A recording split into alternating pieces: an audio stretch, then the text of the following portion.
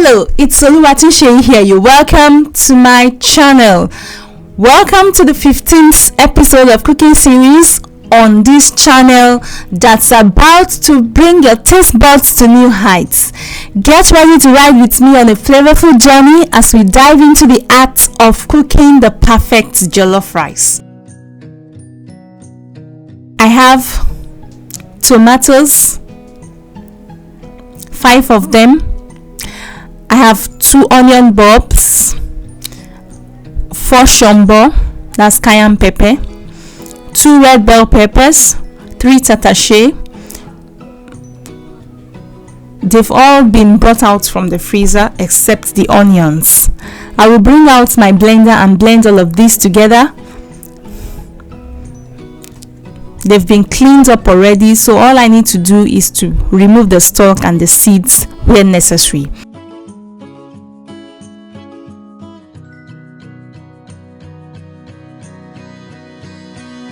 The tomatoes go in first. If you've watched my video on the tomato pepper mix blending hack, you'll get the gist. The link to the video is in the description below. I decided to add the green bell pepper, so here is it.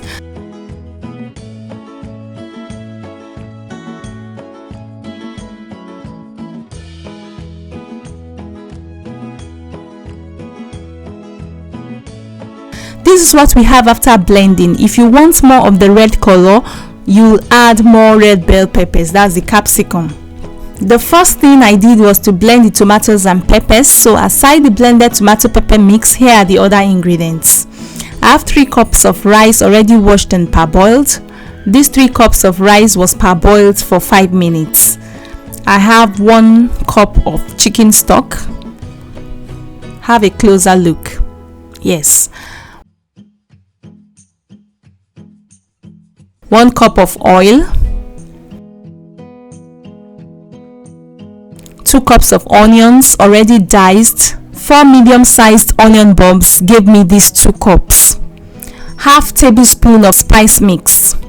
If you want to know how to make this mixed spice or spice mix, there is a detailed video on that. Check the link in the description below. Half tablespoon of salt.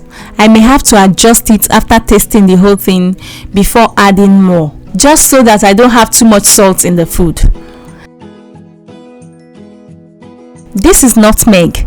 I'm going to be sharing with you how I use the nutmeg. If you're familiar with my mixed spice video, I mentioned in that video that I don't grate or grind it together with the spice mix, and I also showed how I use it. This is because I do not always want to consume the nutmeg, so anytime I want to include nutmeg in any of my recipes, I'm at liberty to use the nutmeg. I'll just use the grater, this zest grater.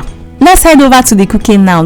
Brace yourself for a feast of colors, aromas and flavors that will transport you straight to the heart of a vibrant kitchen adventure. We'll set everything aside. We'll bring in the cooker and then the pots. The first thing is to pour the oil, and once it is hot, you put in the onions. Add the spice mix and stir properly. The next thing is to put the blended tomato pepper mix.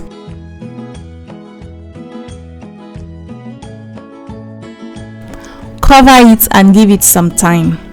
Now let's check the stew or the jollof base. At this time, the oil is already settling at the top. It's fine. So I will stir very well and add the stock and then the salt. It is now time to add the nutmeg. I just added the second one to show you what it looks like in case you are only familiar with the powdered form. I had used this one earlier, as you can see, so I'm going to scrape or grate a little quantity. You can use any handy grater of your choice. It's up to you. Just ensure you're careful with your fingers so you don't get injured. Only a little quantity is needed, and as I mentioned in the mix spice or spice mix video, it is not good to consume too much of the nutmeg. Okay, that's why I don't include the nutmeg in the spice mix. That way I'm at liberty to consume the nutmeg anytime I choose. Of course, I've mentioned that earlier. Also, I don't grind or grate them to store or keep. I leave them in their whole form until I'm ready to use, because I believe they might easily lose their aromatic fragrance or flavor, which is one of the things that make the nutmeg a unique spice. Look at what I have left. Yes. Stir everything together and let it keep cooking.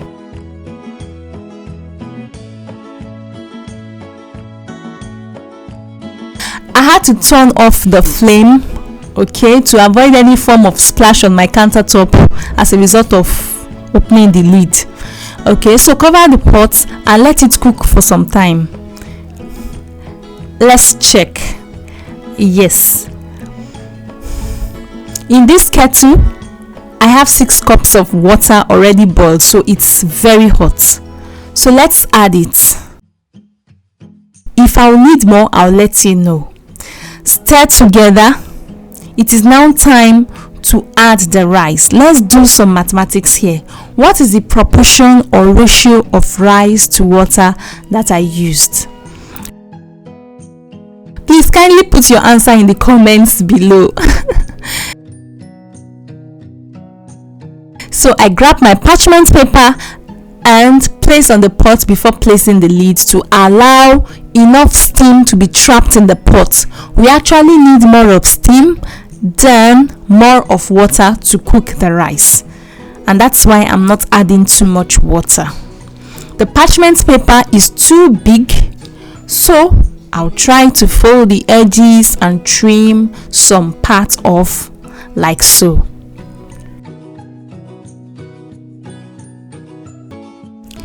Sneak peek. Use your ladle, spatula or spoon or whatever you're using to cook to go deep into the pot through the edges to allow the water settling on the top to go to the bottom, and so that you can also have it evenly distributed without necessarily stirring the whole thing. Note that stirring will give it too much burning that you will not like, so you just do it carefully, just to allow the water settling at the top, the butter you can see, to go down. It is now time to add my beautifully rehydrated green peas. I like the color it gave me. This is 1 cup of green peas already rehydrated. Okay, I made a little well in the pot so that I can submerge the peas completely in the rice, and then I covered it up with the rice for the peas to cook properly. I tell you, you will not like the taste of raw peas or undercooked peas. No. Sneak peek. You can see some of the water trapped on the parchment paper already. At this time, I need to check for salt. It's actually okay, and the water is okay too. So both salt and water is perfectly okay. Let's see. Yes, the parchment paper has been able to absorb the water. Then we add 2 cups of chopped carrots, half cup of chopped green bell peppers, and half cup of chopped yellow bell peppers. You can increase the veggies if you want. Cover up for a minute, and here you have it. Our jollof rice is ready, and here is the goat meat it will be served with. Here is it, a symphony of flavors in the form of the most delicious jollof rice ever. If this episode of our cooking series brought a smile to your face, don't forget to sprinkle some like by hitting the like button and subscribing for more gastronomic delights and ringing that notification bell. From the tantalizing aromas to the vibrant colors dancing in the pot, this is a celebration of taste and tradition. Until our next episode of cooking series, may your kitchen be filled with joy and your creations be as delicious as the memories we've cooked up together. And may your meals be as delightful as this jollof rice.